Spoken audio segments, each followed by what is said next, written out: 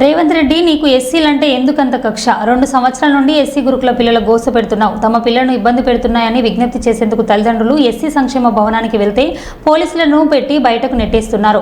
అలుగు వర్షిని, ఎస్సీలంటే ఎందుకు అంత నీకు చిన్న చూపు అని ఆర్ఎస్ ప్రవీణ్ కుమార్ అన్నారు.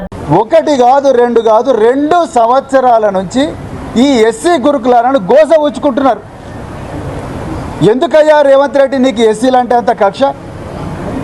ఏ గురుకులాలు కూడా ఇంత గందరగోళం జరుగుతలేదు. పొద్దున్న లేచినప్పటి నుంచి వాళ్ళ తల్లిదండ్రులందరూ కూడా కూలి చేసుకునేటోళ్ళు, వీళ్ళందరూ కూలి పనులు పోయేటోళ్ళు, వాచ్మెన్ పనులు చేసుకునేటోళ్ళు, సెక్యూరిటీ గార్డ్ పని చేసుకునేటోళ్ళు, క్యాబ్లలో డ్రైవర్ పని చేసుకునేటోళ్ళు. వీళ్ళు వాళ్ళని వదిలిపెట్టుకొని స్కూళ్ళ చుట్టూ, ఆఫీసుల చుట్టూ తిరుగుతున్నారు. ఎందుకు ఈ అధికారి మీ అలుగు వర్షిని గారికి వీళ్ళంటే అంత కోపం అండి? సంక్షేమ భవనము, అది సంక్షేమ భవనమా లేకపోతే ఆర్మీ హెడ్ క్వార్టరా?